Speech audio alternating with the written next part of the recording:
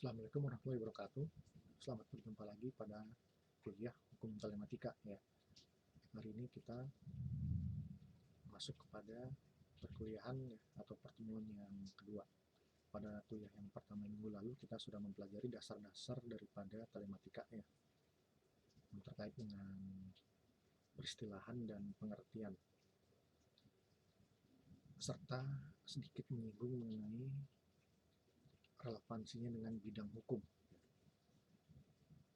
Nah, sebelum kita membahas lebih jauh mengenai keberadaan telematika ya dikaitkan dengan aspek hukumnya, maka dalam kesempatan ini kita perlu juga menyinggung sekilas mengenai aktivitas-aktivitas dan unsur-unsur daripada teknologi informasi. Nah, aktivitas-aktivitas dan unsur ini sangat penting karena ini nanti akan mempengaruhi seperti apa pembentukan ya, dan penerapan hukum dalam peristiwa-peristiwa yang terjadi di dalam dunia maya ya, atau dunia cyber atau internet. Baik, kita mulai dari aktivitas-aktivitas di dalam teknologi informasi. Aktivitas ini adalah peristiwa-peristiwa yang kita lakukan khususnya di dalam penggunaan teknologi informasi ya. Nah, lebih jelasnya lagi, kegiatan atau peristiwa di dalam dunia maya. Nah, sekarang ini dalam pesatnya perkembangan teknologi ya, aktivitas-aktivitas teknologi informasi ini dapat dikatakan sudah menjadi kebutuhan primer ya yang kita lakukan ya, dari mulai kita bangun tidur ya, kemudian bekerja sampai kemudian tidur lagi. Nah, itu kita selalu akrab, selalu dekat dengan yang namanya aktivitas aktivitas teknologi informasi ya. Apalagi di zaman pandemi seperti ini, maka dengan adanya pembatasan sosial ya, atau social distancing, maka penggunaan teknologi informasi khususnya di dunia maya atau internet ini semakin masif ya, semakin kita andalkan ya, untuk mempersempit pertemuan langsung dengan para kolega kita. Apa saja itu aktivitas-aktivitas teknologi informasi itu ya, atau disingkat TI ya, yaitu seperti menerima ya, atau menangkap, capturing. Nah, ini juga sering kita lakukan ya dalam kehidupan sehari-hari. Kita sering menerima data, menerima gambar, menerima video, ataupun menangkap ya, capture. Kita sering melakukan memoto ya, memfoto, merekam video. Nah, ini seperti saya ini ya, sekarang sedang membuat video tapping. Nah, ini jelas-jelas merupakan aktivitas TI ya.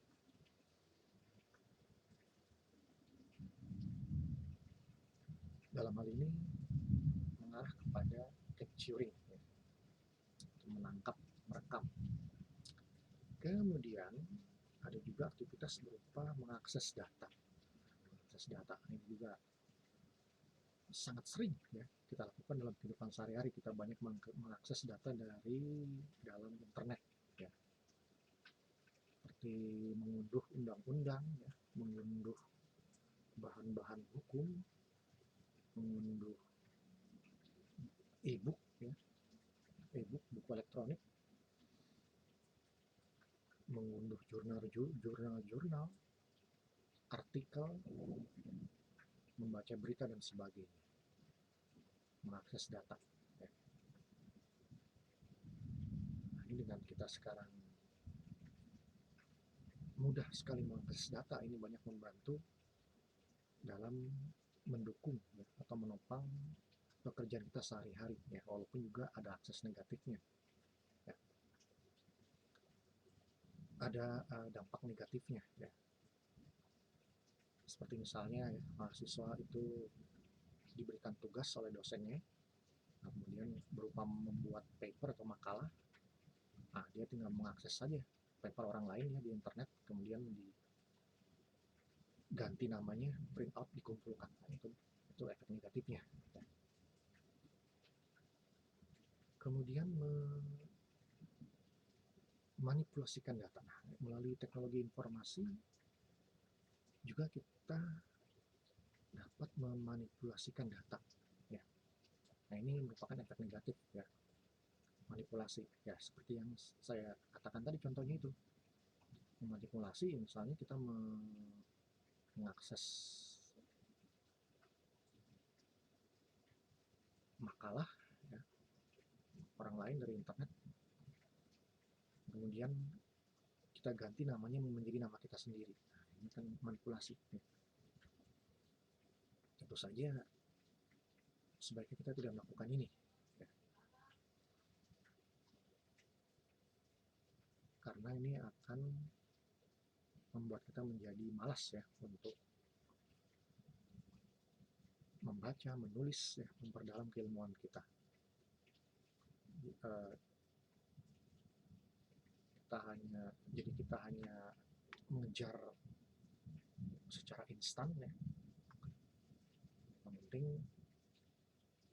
kalau disuruh buat tugas ya, cari makalahnya langsung jadi. Nah, ini kan pengennya instan, tentu berbahaya bagi calon intelektual hukum di masa depan. Kemudian juga aktivitas teknologi informasi ini berupa mengkomunikasikan data. Mengkomunikasikan data. Nah, ini pun sering kita lakukan ya, mengkomunikasikan data. Misalnya ada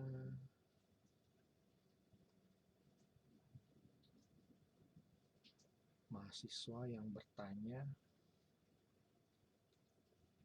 tentang materi kuliah ya, melalui forum diskusi e-learning atau di dalam kolom komentar YouTube. Nah, itu suka ada ya mahasiswa bertanya di kolom komentar YouTube di video saya tentang perkuliahan ini.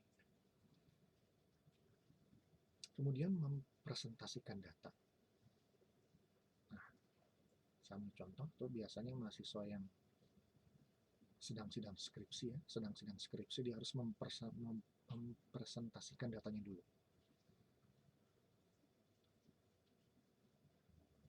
Biasanya membuat PowerPoint dan kemudian ditampilkan ya. Kalau sebelum masa pandemi itu ditampilkan lewat InFocus ya. Nah, sekarang masa pandemi itu sidang skripsi itu melalui aplikasi Zoom. Nah, itu bahan presentasinya ditampilkan melalui share screen ya, share screen.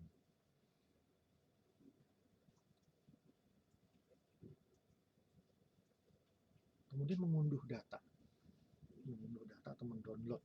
Nah, ini juga sering kali kita lakukan ya dalam kehidupan sehari-hari ya. Nampaknya itu tiada hari tanpa ada yang kita download ya. Selalu ada saja yang kita download itu dalam kehidupan sehari-hari ya. Entah itu berupa gambar, video, dokumen, dan sebagainya. Kemudian mengupload. Nah, tentu saja ini tidak perlu saya jelaskan lagi ya, karena kita juga sering melakukan ini ya. Sebagai contoh, kita mahasiswa melakukan ujian baik UTS maupun UAS ya, atau mengumpulkan tugas, itu semua mengupload jawabannya atau tugasnya itu melalui e-learning ya. Atau kita mengupload foto-foto di medsos ya, di Facebook, di Twitter, mengupload dokumen ya, gambar dalam grup-grup di medsos ya, itu juga masuk dalam kategori mengupload data. Nah, itulah ya beberapa contoh daripada aktivitas teknologi informasi ya. Berikutnya kita membahas mengenai unsur-unsur teknologi informasi, unsur-unsurnya sekarang. Unsur-unsurnya ini tentu sering kita dengar ya, dalam kehidupan sehari-hari sudah akrab di telinga kita.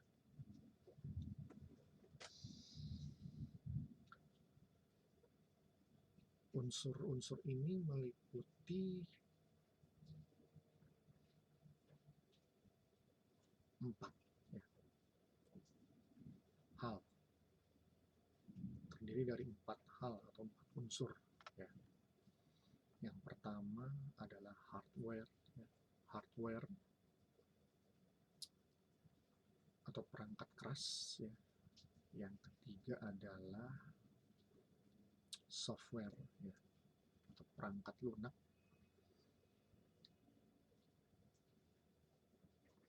Yang kedua adalah software, perangkat lunak ya. Yang ketiga adalah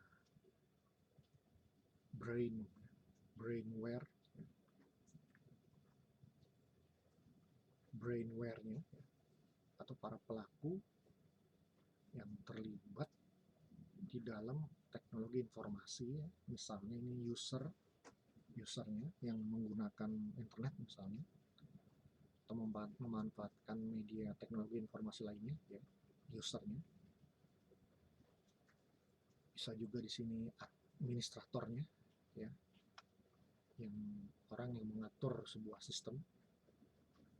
Nah, itu semua user, administrator itu disebut dengan brainware ya. Otak yang terlibatnya, para pelaku yang terlibat ya. Yang keempat terakhir adalah kontennya itu sendiri ya, kontennya, isinya, isi atau konten ya. Maksudnya konten atau isi di sini di dalam, misalnya ya, di dalam internet itu ya, di dalam sebuah website contohnya, itu apa isinya ya, ada isinya apa, berupa informasi kan, berupa dokumen, berupa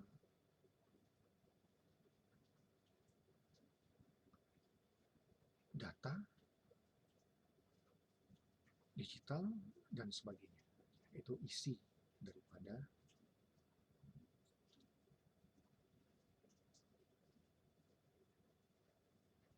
teknologi informasinya ya, atau kontennya.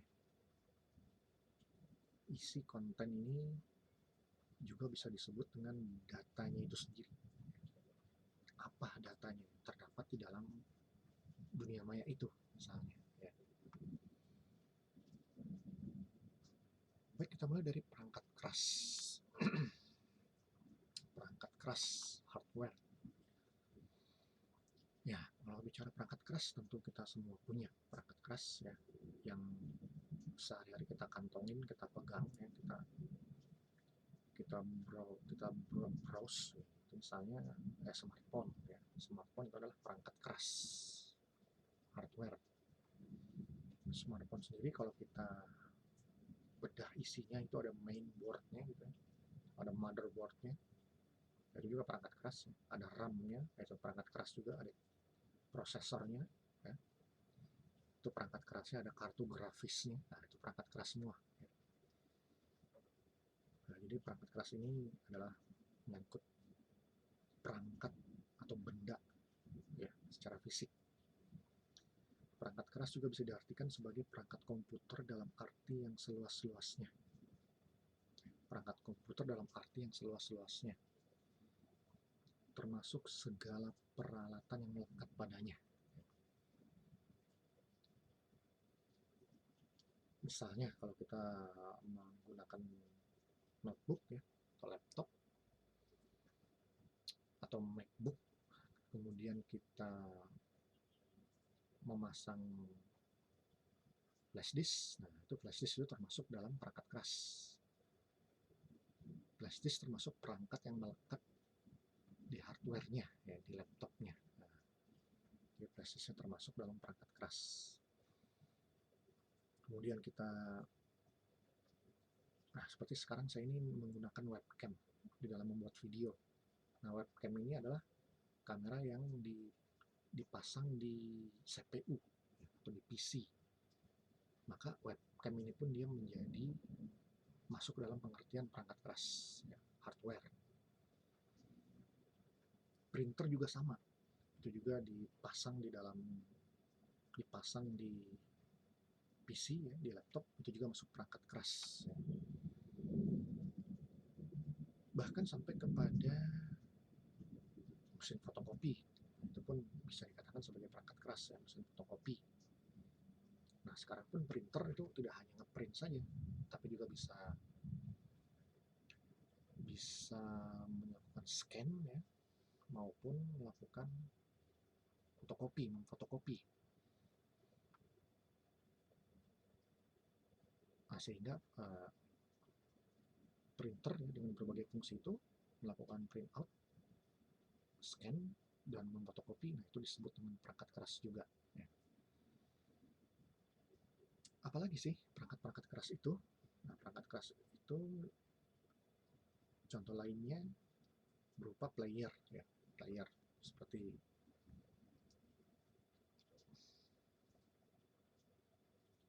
Blu-ray player, ya. Sekarang ini sudah eranya Blu-ray.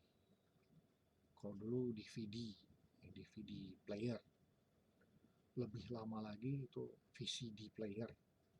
Yang lebih kuno lagi itu Laserdisc player. Nah, itu sudah yang lama-lama sudah ditinggalkan, ya.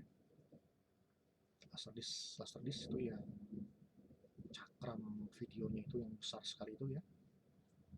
Kemudian VCD, ya, yang sudah kecil, ya, cakramnya. Tapi sekarang sudah jarang, ya, tersedia di pasaran. DVD pun sudah mulai ditinggalkan, ya. Nah, sekarang ini yang lebih canggih adalah DVD Blu-ray, ya, Blu-ray. Nah, itu ada pemutarnya itu, ya, Blu-ray, DVD Blu-ray player, ya. Tapi pun sekarang ini yang hardware yang berupa perangkat fisik, ya, itu pun sudah mulai tergeser oleh file digital, ya, file digital atau soft file. Sekarang ini orang-orang nonton film itu sudah mulai meninggalkan CD, ya, atau cakram, dan lebih senang menggunakan soft file-nya, ya.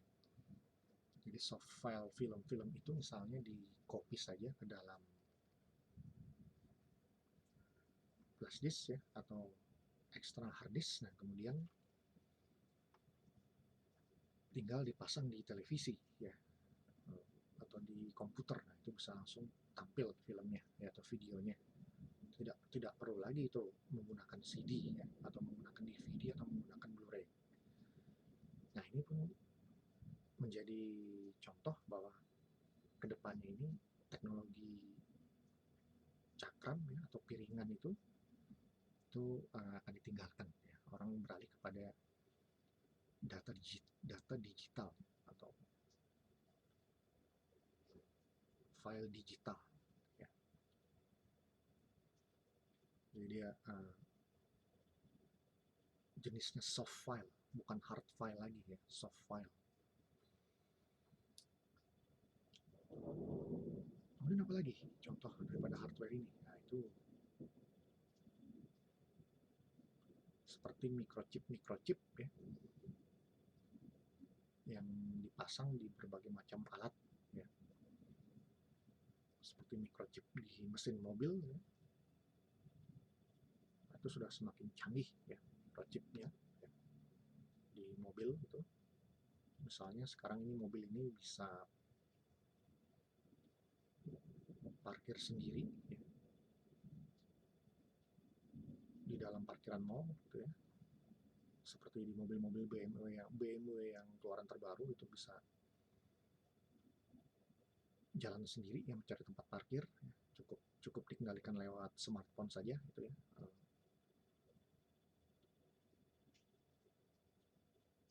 Remote-nya ya. Kemudian di pesawat udara juga ada ya. Kemudian juga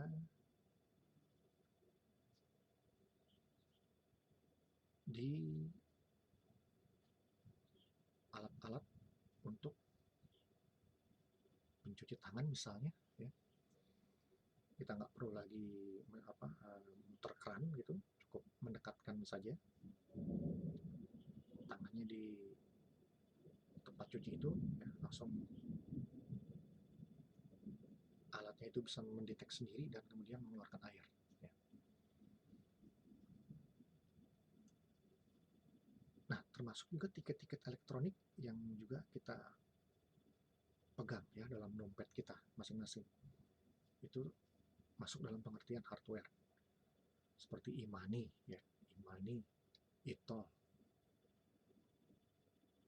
dan sebagainya ya. Itulah contoh-contoh daripada hardware. Kemudian yang kedua adalah software ya, software atau perangkat lunak.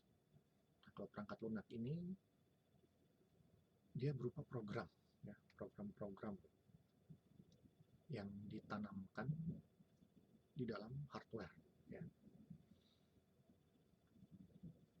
Makanya dikatakan lunak, dia tidak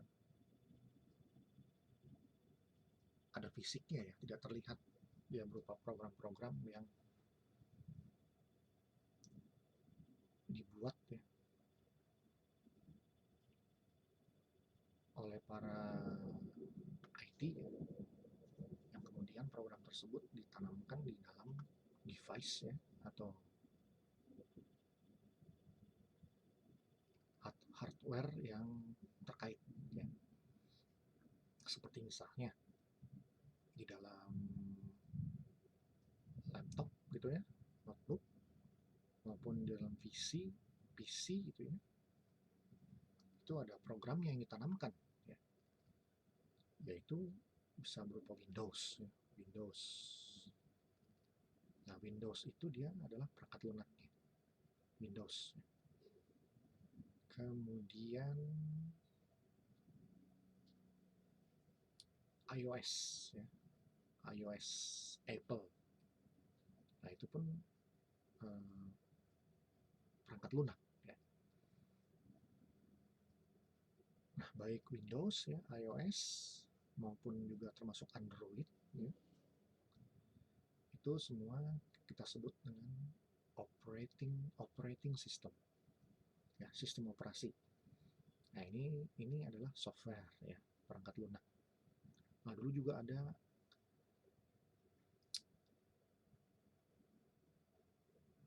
sistem operasi BlackBerry ya, itu yang pernah terkenal di masa lalu ya, sekitar tahun 2007 lah ya, 2007 sampai 2013 atau 2014 itu ya, dulu pernah ada sistem operasi BlackBerry yang sangat terkenal ya. Kemudian BlackBerry mengalami kemunduran karena terdesak oleh Android ya, sistem Android. Nah, sekarang ini yang sedang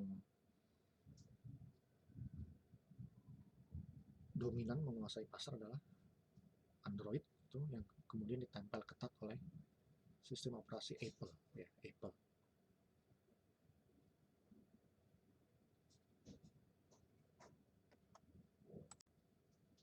Kemudian software juga itu termasuk aplikasi-aplikasi yang terdapat di dalam Play Store ya, ataupun di dalam Apple Store, yang sangat banyak sekali ya aplikasi itu dan sering kita gunakan dalam kehidupan sehari-hari ya. Seperti aplikasi berupa game ya, kemudian juga aplikasi azan ya, azan, dan aplikasi-aplikasi lain yang dapat mempermudah kita melakukan pekerjaan sehari-hari atau untuk sekedar hiburan saja. Nah, jadi semua aplikasi-aplikasi yang ada di dalam toko-toko virtual itu ya, baik yang gratis maupun berbayar ya, di Play Store dan Apple Store, itu semua merupakan software ya, masuk dalam kategori software. Kemudian tadi yang ketiga ya adalah brainware, yang sudah kita singgung tadi di awal. Brainware itu otaknya ya, para pelakunya, pelaku di dalam teknologi informasi ya atau telematika itu bisa berupa user ya, pengguna seperti kita ini, pengguna yang memanfaatkan teknologi dalam dunia telematika ya, dan juga bisa berupa administratornya ya, atau orang yang mengendalikan sistemnya ya, orang yang melakukan pengendalian, yang mengendalikan, yang mengawasi sistemnya. Itu bisa atau bisa juga berupa penciptanya ya, atau IT-nya ya, pencipta programnya atau pencipta aplikasinya. Itu semua ya, user, administrator maupun the kreatornya ya, kreator, user pengguna, administrator orang yang mengendalikan ya, program, dan kreator yang penciptanya, itu semua disebut dengan brainware ya. Brainware para pelaku. Terakhir yang keempat adalah datanya itu sendiri ya, atau konten atau isinya. Jadi di dalam dunia telematika itu ya, di dalam sebuah program, nah itu tentu ada kontennya ya, atau ada isinya. Itu bisa berupa macam-macam lah, bisa gambar, video, dokumen, dan sebagainya. Ya. Nah itu ya unsur-unsur daripada teknologi informasi ya. Perangkat keras, perangkat lunak, para pelakunya, dan juga datanya itu sendiri ya. Hardware, software, brainware, dan konten ya. Kemudian kita beralih kepada masyarakat informasi ya. Masyarakat informasi, apa itu masyarakat informasi? Nah, masyarakat informasi adalah masyarakat yang telah cukup memiliki pendidikan atau mempunyai kesadaran akan arti pentingnya suatu informasi.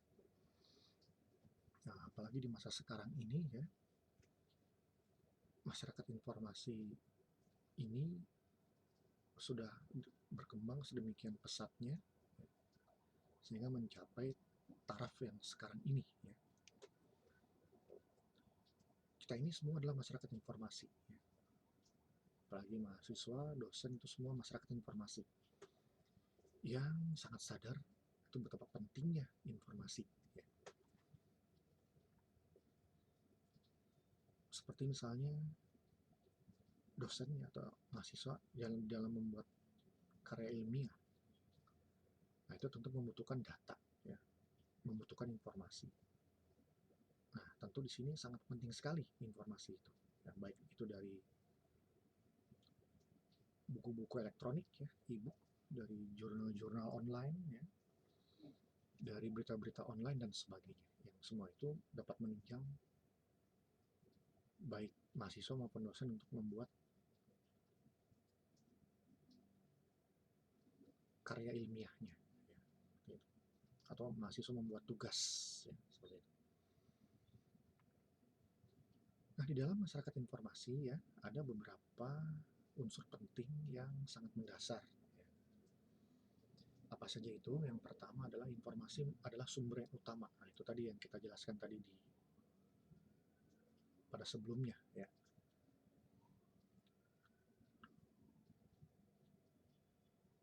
masyarakat informasi itu sangat haus akan informasi ya, dan menjadi sumber utama dalam kehidupannya sehari-hari. Apalagi di masa pandemi sekarang ini, tentu banyak yang sehari-hari ingin tahu bagaimana perkembangan terakhir daripada jumlah orang yang terpapar COVID misalnya, atau informasi mengenai pemberian vaksin gitu ya, dan sebagainya. Kemudian ya, unsur yang kedua adalah informasi tidak dapat diraba. Nah, informasi tidak dapat diraba, ia dapat dibuat salinan atau kopi, dan pergerakan secara internasional dapat dilakukan secara cepat dan mudah, serta mampu mengatasi masalah waktu dan tempat.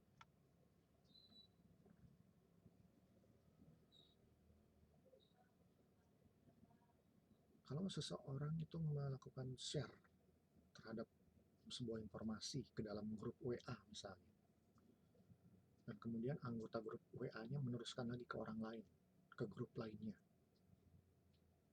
terus menyebar ke seantero grup-grup medsos. Nah, itu tentu saja sudah berapa juta salinan, ya, sudah berapa juta kopi yang dibuat sejak awal itu di-share. Nah, ini ada keuntungannya ya, sehingga dapat mempercepat ya,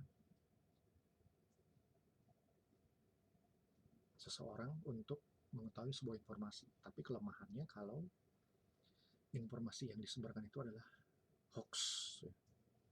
Hoax atau informasi yang tidak benar, yang menyebar dan celakanya orang pada percaya. Nah, ini tentu berbahaya ya, untuk berbahaya untuk stabilitas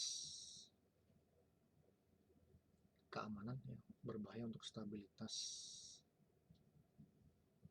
ketenangan masyarakat ya. Nah, contoh lain misalnya kalau kita mengupload video ya ke dalam kanal YouTube gitu, ke dalam channel YouTube, dan kemudian direspon oleh orang lain ya, itu bisa sangat cepat sekali ya direspon oleh orang-orang yang ada di seluruh dunia.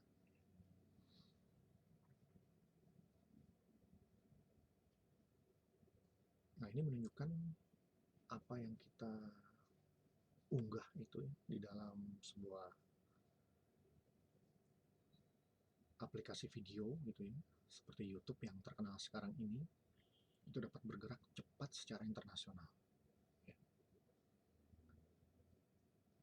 Dapat secara cepat semua orang mengetahuinya, tidak hanya di dalam negara kita saja, tapi bahkan orang-orang yang di luar sana ya, di luar negeri. Inilah maksud daripada pergerakan secara internasional dapat dilakukan secara cepat dan mudah, serta mampu mengatasi masalah waktu dan tempat.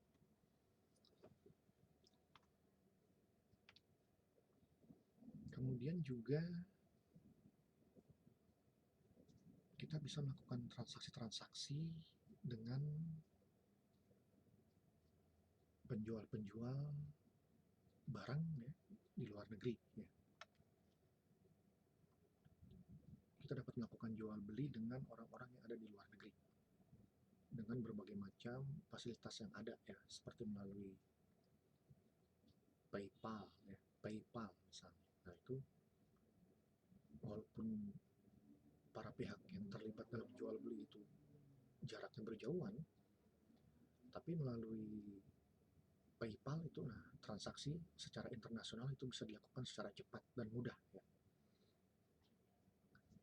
serta mengatasi masalah waktu dan tempat. Kemudian unsur yang ketiga daripada masyarakat informasi adalah peniruan atau pengkopian informasi yang mudah dan cepat. Nah, ini juga menjadi suatu efek yang bisa positif dan negatif ya. Positifnya kalau informasi itu bermanfaat misalnya, bermanfaat bagi kesehatan misalnya, informasi yang bermanfaat bagi kesejahteraan orang gitu ya, informasi yang berguna bagi kehidupan sehari-hari, nah itu tentu adalah sesuatu yang positif. Tapi kalau informasinya ini menyesatkan, nah itu yang berbahaya. Atau yang ditiru ini ada, atau misalnya kita melakukan peniruan terhadap karya orang lain ya. Seperti yang tadi di awal saya katakan ya, mahasiswa diberikan tugas oleh dosennya, dia tidak mau membuat dengan secara sendiri, tidak membuat sendiri, tapi dia mencari dari internet karya orang lain gitu ya, yang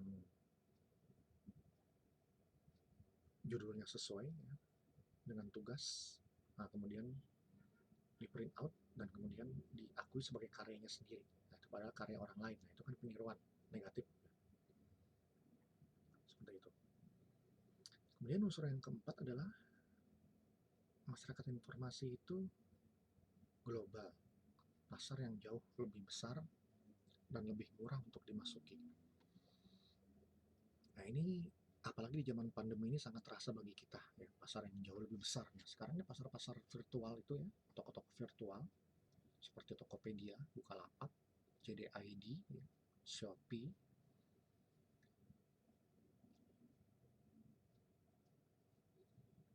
Lazada itu ya. Nah, itu semua merupakan gigantic market ya. Gigantic market yang artinya pasar-pasar raksasa yang di dalamnya itu apa saja ada ya. Nah, masyarakat itu untuk berbelanja di pasar itu tidak perlu datang langsung ke pasarnya, tapi cukup melalui dunia maya ya, memesan melalui dunia maya, membayar melalui dunia maya, dan baru setelah itu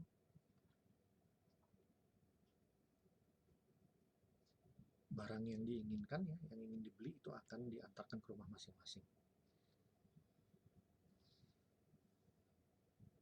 Dan kita tahu harga-harga di toko-toko online itu lebih murah daripada di toko-toko yang retail ya. Karena di toko-toko online itu mereka tidak perlu sewa tempat ya, bisa di rumah sendiri gitu. Tidak perlu banyak-banyak menggunakan tenaga kerja ya. Sehingga biaya itu bisa ditekan, sehingga harga bisa ditekan seoptimal mungkin ya. Maka keluarlah harga yang lebih murah daripada kalau kita membeli di toko retail ya. Itulah maksudnya tadi ya, pasar yang lebih jauh lebih besar dan lebih murah untuk dimasuki.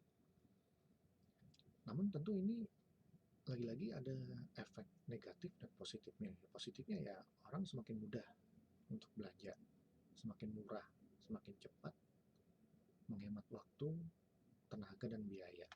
Apalagi di zaman pandemi ini yang memang sejauh mungkin dihindari untuk bertemu orang. Kemudian efek negatifnya, nah ini terjadi pergeseran ya, terjadi pergeseran pasar yang besar-besaran ya. Banyak pasar-pasar, toko-toko retail ya, offline yang terdesak ya, terdesak. Bahkan ada juga yang sampai tutup ya. Karena semua orang itu ya arahnya lebih memilih kepada toko-toko online. Nah, oleh sebab itu toko-toko retail itu ada yang tidak mampu mengikuti perubahan zaman ya, sehingga dia tergilas, dan kemudian ada juga toko-toko retail yang